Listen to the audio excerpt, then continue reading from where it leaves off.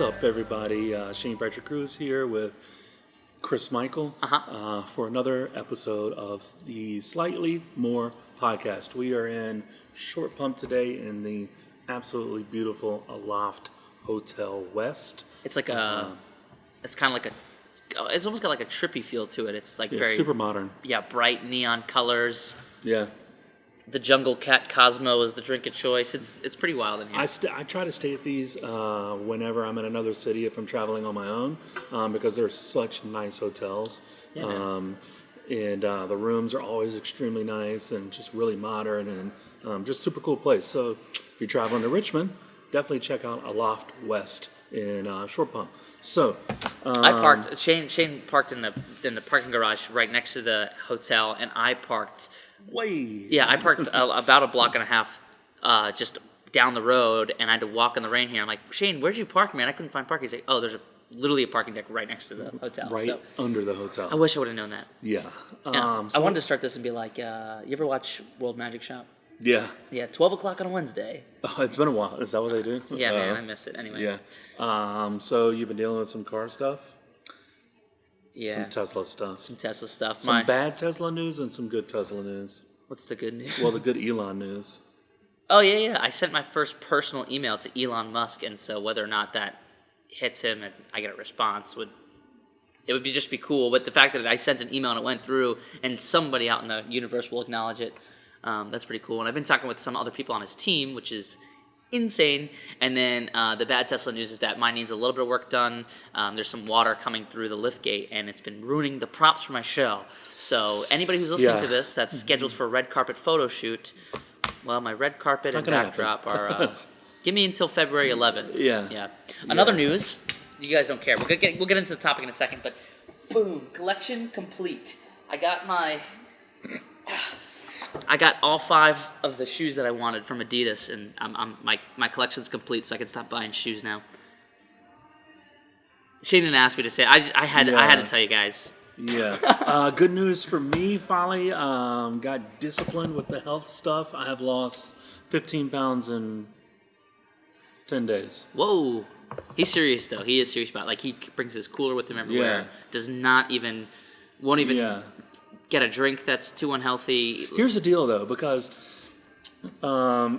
it really hit me when you and I first started traveling because we were doing like 5 cities in 3 days and like just constantly back, but you never know like how much you need to be in shape if you're traveling nonstop. You wouldn't think that like, oh, I'm just like going from place to place and whatever. Dude, you need to be in shape. Yeah, man. And like, you guys out there that are performing know this. You get done with a show at like 9 o'clock. You had to get there at 5 o'clock, so you didn't eat dinner, and so you stopped somewhere after the show, and it's super unhealthy, and so it's just super hard to stay healthy on the road. But you have to stay energized and awake. You have to do 2 shows in a day, or I used to do 4 shows a day. You have to lug your props in and out. You have to be super social with people after. It's just like if you're not healthy, you don't feel good. And shout out to Jester Jim, who's one of the guys who taught me about that. He just worked out nonstop when he was on tour with me, and I could totally see why that helps. Shane picked up this podcast. What's the word we're going to use? Topic for today. Yeah, that's not what we're talking about. No, that's just kind of some opening stuff. He picked up the topic today, and as soon as I heard the topic he had in mind, I knew this was one that we should definitely talk about because I think it's something that is important for us to acknowledge, not only for our own selves. I'm a verbal processor, so talking about it I think will help me realize some things I didn't even know, but also I think that's important for magicians to consider, and anybody who's maybe thinking about hiring a magician. I think this will help you guys kind of get it in your mind a little bit why a magician is important. Yes, sorry for the noise. Just want to move that. So the topic for today is what is the purpose of magic, and more specifically, what is the purpose of your magic? It's something that I heard a while back, and I'm a very philosophical thinker, and so I read a lot on just the philosophy behind magic and performing and all of that. So, I thought it'd be interesting to discuss that today on the podcast. So flesh out what that means when you say, what is the meaning of your magic? Because that can go a few different directions. Well, what is the purpose? So overall, what is the purpose of magic? For example, to give it context, why do we perform? What is the magic for? That is kind of the two overall main questions. And then what is the purpose of your magic? So I can sense some church people clicking away from this when they hear us talking about what is the purpose of magic. But we mean in a performance setting. In a performance setting, Right. yeah. And then what is the purpose of your magic specifically? Yeah. So what are you trying to convey with your own personal magic? Yeah. And Any thoughts on that, on the first one? yeah, I think What that is the purpose of magic to you? to me, it's a little bit different than what I think it is to everybody else. I think that just where it started, it was really a form of, I mean, just deception. And, there literally were back in the day like wizards and people who actually were doing magic for the king. And they were kind of like these pseudo sciencey guys. I mean, there was really no rhyme or reason to it. I'm sure they fully believed that what they were doing was real. And I don't think they were really openly deceiving people. But I think there was a little bit of deceit in that. So moving away from that into using it in a performance way, I mean, at a baseline level, it's to entertain. And we can talk about why to entertain is more important. But I really think like magic throughout all the generations, all the way back in Egypt, it was just to entertain. Yeah, I think we all get into magic for different reasons. I think in the beginning we all probably fall into the line of we're just trying to fool people because we know that it's not like in a bad way. It's just we're so fascinated with magic in and of itself and things working, and then you fool someone for the first time and you're like, oh my God, this is crazy. Yeah. Like, and then so you get kind of used to that. Right. And so really it's in the beginning, it's not so much about fooling them, but it's like, hey, Getting that feeling, like, that yeah, rush. let's look at what I can do, It's, some people, they tend to stay with that A as lot a of people meaning, do. which is the worst way to go about things. But for me, it was I started magic because in high school because I wasn't social and it was a way for me to make friends. I very quickly realized that it was much easier for me to walk up to somebody with a deck of cards and go, "Would you like to see a card trick?" than it was for me to go, "Hey, my name's Shane." Yeah. So for me, the purpose of magic for me was in the beginning was to make friends. Right. Then it actually switched to because, and I think every magician experiences this at some point where you've started to like be consistent with people being like, oh my God, that's amazing. Like, oh my God, that's amazing. Like, dude, look at what this guy can do. And so you almost get like a reputation. And you almost get maybe a level of conceitedness because you're like, that's right, look at what I can do. You're exactly right. So like, I back-pocketed something from earlier. The reason I stopped at just saying to entertain is because I knew for a fact we were going to go into more personal reasons. And I think that even going back to like in Egypt, why were they entertaining? Why was somebody interested in using that as their form of entertainment? I think it's because people were so fascinated in like just throughout history, studying things and knowing how things are done, and that's just how the human brain is wired: is to see something and then and here's my psychology degree not helping me here. I think like I think it's the right brain, the left brain. No, the right brain sees it. No, the left brain sees it, and the right brain tries to calculate it and figure out what's going on. And so the right brain is your creative side. Is that what it is? Right brain, right? So the left side is your analytical side. Your right brain is. Now that I say it, I definitely could be wrong. That sounds wrong. Well, left-handed people creative, and so left to right. So right is. I get what you're saying. Yeah. But anyway, so I think that it's just to try to take that basic need and desire and like just take it to the max, where people are like, "Whoa!" Like it's so jarring to take what humans are wired to do better than any other species, and just totally like you just snap your fingers, something disappears, and then the brain just fuzzes a little bit. And that feeling as a performer to see that you know, especially like when you're a kid getting into magic and you're able to do something that fools the adults. I mean, the adults are doing things that impress you constantly. They can drive cars. They disappear during the day to go to work. You know, they can drink drinks that you can't drink, and they can make food. And you don't know how to do any of that as a kid. But when you get into something as niche and as uncommon as like a magic trick, especially one they haven't seen before, and you are able to fool them, well, kind of sets you in this position of like, okay, I just feel a little bit more grown up and set in my ways, and like I know what I'm doing, even though that's not true. But what you're saying is like that conceitedness, that excitement of like, oh, I'm the man. Yeah. I think even recently for me it was when I got into mind reading. Mind reading is like you really have to think about the purpose of your performance, even to me even more, because it's one of those things where like this actually could be viewed as real, There's lots Yeah. of people that think it's real. Right. We talked about this in a previous episode that most people, the majority of people, do not walk away from a magic show going, I wonder if he really could vanish the ball or whatever it was, right? Yeah. But they walk away from a mind reading show going, could actually be Yeah, there's something for to real, that. right? Right. And so then you walk this fine line of you really need to define what the purpose of your performance is.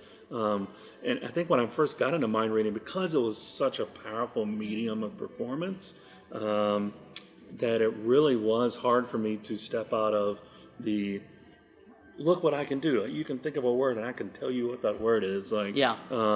And so it wasn't until recently where I actually had to really. I was wondering why the shows weren't going as well as they should, and it was because I was so concentrating on like the tricks and like Yeah. and actually trying to fool people and Yeah. that I completely missed the true purpose, which should have been to create a connection and to entertain. Well, remember Jonathan Burns, the cheese guy from Penn and Teller Fool Us? He did the cheese across trick. Yeah. I mean, in no way is that a fooling trick. And even for a non-magician, they could probably backpedal how that was done pretty easily. But you don't even care at that point because it's so fun. Dave Williamson's another guy who does that. I mean, it doesn't matter if you figure out the tricks. In fact, he literally tells the audience how it's done in a kind of tongue-in-cheek way where they don't really pick up on it. Yeah. Just because it doesn't matter because it's about the fun and the connection and the outcomes from it, which ties directly into why I think I started getting into magic. Like when I really got heavily into it, I was already a pretty social kid. I already had a lot of other things that I would use to kind of win people over, and I liked that challenge of coming up and introducing myself and trying to make them like me. So many people are just naturally really well guarded. Like they just have their guard up all the time, and you're only going to really enjoy that person or feel a connection with them when you lower that guard. And so when I got into magic a little bit more heavily, I realized once I already had a baseline connection with them, I realized the reaction I got from magic was so much higher instead of me just opening with it. And I think they went hand in hand because as I got better at doing the magic, I got better at socializing and talking to people, which helped my introductions get a little bit better. I love that idea of winning people over and connecting people. I think I mentioned this in a podcast we did recently, but I'm going to rehash this. Recently, one of my old dorm mates, he lived in the same hallway as me freshman year of college, he came to my house and he just revisited, was just checking up on us, and he's like, hey man, seen you guys in a while, and Chris, I don't know if you know this, man, I just feel like I should tell you this. I still hang out with all the people that you would like knock on our doors and show us a magic trick together. And like we would all go hang out and get dinner after you would like do the magic trick, whatever. I still hang out with those people. I mean, I live with some of them. I work with some of them. Like all because you just took us and connected us. And it was kind of tied into me being the guy who would knock on people's doors, get everybody together, and do a magic trick. So I didn't realize this at the time. I was doing it, what I do now as a career, unintentionally, even back then. Yeah. So, and I've got a few more points I really want to hit on why I think magic is, what the purpose of magic is in my life. But then I also want to talk about what the purpose of magic is in a client's life, and then also just in maybe an amateur's life who's not a professional. Go ahead. Oh, I thought you wanted to add something. No, go ahead. Okay, so I think one thing for me that it helps me with is I don't like to sit still. I know you're the same way. Mm-hmm. And magic is such a knacky thing. It's such a hands-on thing that requires a lot of time and attention. And instead of me putting my time and attention into things like Netflix or, I mean, I still play video games from time to time, but I need to have something going on with my hands and something to occupy. I always need to be stimulated. Mm-hmm. And I think that helps me because being able to learn a trick and have that excitement of being like, I'm going to fool somebody with this, or I'm going to drop somebody's jaw with this one, gets me so motivated to work on it. It passes the time. It keeps me stimulated. It keeps me engaged. It helps the time fly. So there's a lot of that. But that's not exclusively a magic thing because there's puzzles, there's clock making, anything really. So, and professionally, I think that for people who are looking into hiring a magician, like, yes, you could say we just want entertainment, but I think anybody who's just looking for somebody to fill the time, to just be like, hey, we always had entertainment here, what can we have? Oh, well, a magician will be good. You're missing the mark. Like, that's a huge opportunity left on the table because a magician is one of the only forms of entertainment that's so hands-on. It literally doesn't exist without a fourth wall. It requires the audience to work. You know what I mean? Like, without the audience there, it's just a movie. Like, magical things happen in movies all the time, but you're not blown away by them. It's because the audience isn't present. You know what I mean? Yeah. So I think that because it's so hands-on, you can make it really interactive and engaging. You can connect people, and you're able to show them something that they will remember. So many magicians hit on that. I'm going to make your event memorable. And they're not wrong because when was the last time you saw a piece of furniture levitate in front of your eyes? Probably never. So if you've never seen that before, you'll definitely remember it. Yeah. Yeah. Yeah. I mean, still, it comes down to creating connection and between you and your audience and being entertaining. Yeah. Yeah. I mean, that's if you want to get more granular than that, it's the purpose of your specific magic is different than the purpose of my performing mind reading, right? So, Right. like, the purpose of your magic is to basically be on the same level as your Right. audience, and you're experiencing the magic together. Like, that's the purpose of your specific magic. Would you say that's true? Totally true. And there's Yeah. a big misconception around what I might do and what magicians do, where they think the purpose of magic is for some guy on stage to look cooler than everybody else. I don't know. No, that's yeah. I don't know why people think that is the purpose of magic, and so many people are turned off by it. We've experienced people where they're like, "Oh, don't perform for John. John does not like magic." And I think a lot of that is because it implies that here's a guy who's going to walk up to you who can do things you can't, who thinks he's better than you. Yeah. That's not most magicians' purpose. Most magicians' purpose is to build the person who's watching the magic up. Like, Yeah. they know that if you don't, that sounds like that vacuum is sneezing. Dude, let's just point.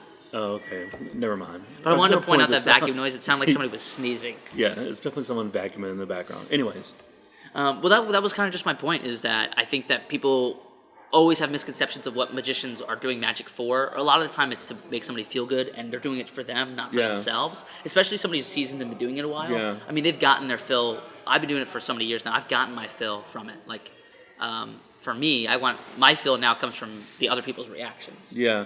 There it is again. Sorry about that. If you can hear that in the background, hopefully you can't. But yeah, where the purpose of your magic is also not openly stated, right? So Right. it's something that is brought on by the performance, right? Whereas mine is I openly state the purpose of my performing, which is I'm trying to get you to see the power of your own mind, and I'm trying to get you to question, like, what if all of these things were possible, and much deeper than that, what if you truly had the power in your own mind, which you do. So it's Right. mine is Yours is a very is openly awakening stated. thing. Yeah, It's yeah. a very it's an So that's- eye-opening moment. Yeah, so that's when you get more granular to the I the think purpose that's a of your good magic. purpose of that magic is just to be eye-opening, man. To see how much is out Yeah. there and what's possible, and like so, especially in a corporate environment. And I'm not just saying this because I'm a corporate worker. I would say this even if I was still just doing birthday parties. I think of a corporate worker as somebody who's got to do the same tasks all the time, who has to understand the nuances of their job and really understand the company Yeah. culture. Not that they think they know everything, but they kind of have to know everything within their sphere. When you come into their workplace and do some stuff they've never seen before, especially if you can tie it into the things that they do every single day and are super familiar with, Yeah. it's just so flooring, man. Like, you're just like, what? Yeah. It's an awesome feeling. I think a lot of people have the misconception that creating wonder ends when you're a child. We always Yeah, man. we always talk about creating a childlike wonder. Yeah. It's because we get so far away, we get so far removed from the wonder as we get older, and so I gotta stand up. I'm getting heated about this, man. so it's we have the great opportunity as performers and specifically magicians or mind readers to recreate a wonder for people that and help them realize that the wonder didn't have to end when you stop being a kid. Like Yeah. the wonder could keep on going, and so it's once again when you boil that down, it still goes back to creating experiences, creating connection. So People are always like, "Oh man, I felt like a kid on Christmas." It's like, you could feel that excited on Christmas now if you can control Yeah. that. Like, if you can build the excitement for yourself. I mean, it's not Yeah. about the gifts or I mean, it is about being with family. But I mean, even if you're not going to do that, you can create that excitement for yourself. Yeah. Anyway, yeah, Jeff Kaler has who's many of you know if you're a magician, you should know Jeff Kaler. Jeff, I'm gonna send this to you so you can watch this. Jeff Kaler has a fantastic keynote about creating magical moments. Have you ever seen that? He mentioned it a little bit in his Ping One Live lecture. No, I haven't, but I know Jeff personally, and he sent me one of his videos that he does before his show, like a pre-show video that builds that into it. Yeah. So yeah. It's super good creating magical moments. It doesn't have anything to do with magic. You don't do magic at all. He has some pretty funny things, and so I think we have the opportunity to do that. Even the purpose of magic is not just to perform magic in a magical setting either. I mean, Yeah. to try to create these magical things for people all the time, as often as we can. Even you talking to, or me, or you guys talking to someone can be a magical experience. I've got a story about that. Just Tuesday, I was in my favorite coffee shop / cafe. It's really grown a lot. It used to just be a coffee shop. Now they serve a bunch of food and stuff. Pop's Market. You knew it. Yeah. It's because it's... I'm in there all the time, man. Yeah. I was at Pop's, and I got up, and I was leaving, and I was thanking the guy behind the register who I talk to. Sometimes we don't really know each other, just like when I come in. Yeah. He always knows when to get a hot coffee and whatever. Well, I'm leaving, and he's like, hey, man, I saw the StockX sticker on your laptop. He's like, I was just, noticing you must have been like a pretty young guy. He's like, you don't see a lot of young guys come in here in the morning and work, at their computer like that so hard all day. What do you do? And I just realized, I'm like, here's a moment for me to build and wonder. And I was like, if I can't just say magician, while that would blow his mind, I want to sink a little bit deeper. So I this is not something I believe that I'm going to make my title or anything. But he goes, what do you do for a living? I was like, me? I was like, I'm just I'm a close-up miracle worker. Yeah. And it was just really, I just said something that I knew would be just kind of silly and funny. And he just goes, whoa, what? He goes, hold on. You're going to walk in here with Dragon Ball Z shoes on and tell me you're a close-up miracle worker? He goes, what is that? What do you do? I was like, man, I don't know. I just, it is what it sounds like, Yeah. I was like, hey, listen, if I come in here again, I'll kind of show you what I do as a job. And dude, I just know right now, this guy, about once a day, he's probably like, man, I hope that guy comes in here because he doesn't even know what that means. So Yeah. That could be an interesting topic or a podcast in and of itself. Because I'd be interested in talking about magical moments. There's certain things that I've done out in public that that I don't think you've seen. But that could be, creating intrigue and mystery. Yeah. I think it'd be pretty cool. It almost man, I'm not a elevates the mysterious magic guy. later. I'm a goofy Yeah. guy. I think, and that's something I've been really settling in with my brand is just being a goofy guy. And actually, you know what? This was sitting deep in my heart, and I'm almost like, I'm not even gonna talk about it. When I was a kid, I was a weird kid. I did things for attention. My mom one time goes, "You want a mohawk?" And I said, "Yeah." And I thought that had something to do with a lawnmower. I don't know why. I was just like, I want that attention. Give me what you got. And she shaves my head, and I got a mohawk for a while. I would do weird things to impress my mom's friends. They'd be like, "Oh, I'll give you $1 if you drink that." I'm like, "I'll drink too." Just weird things. So I've always been kind of like a shock jock, a little bit of a weirdo, just for attention. And I think that the magic helped me with that because it's kind of the same thing. It's doing that without being socially unacceptable. Because if I was doing the same things hey man, if you give me $2, I will eat that gum off that floor. And now that I'm an adult, people would be calling the cops. That's weird. Yeah. But I mean, now I can hey man, I bet you $2 I can make that gum disappear off that floor and reappear on that wall right there. What? By the way, I don't know how to do that, but we can figure it out. Yeah, we're gonna workshop it. Yeah. So I think that's a real. I think that I knew that was really the reason I got into magic, but I never articulated that literally until this moment. Yeah. Anything else? No, I hope that this was kind of fun for you guys to listen to and maybe gets you thinking about. I know that there's no steps in here to say, hey, maybe think about what the purpose of your magic is beyond just, hey, think about what your purpose is, because when you get a really good idea on what you're trying to convey through your magic, you can do a really good job explaining it to potential clients or even just to your friends if you're not a professional. Yeah, it's a question that you definitely should answer. And Yeah. it goes back to your character as well. We talked about character a while back. What is the purpose of the magic as according to your character? Yeah.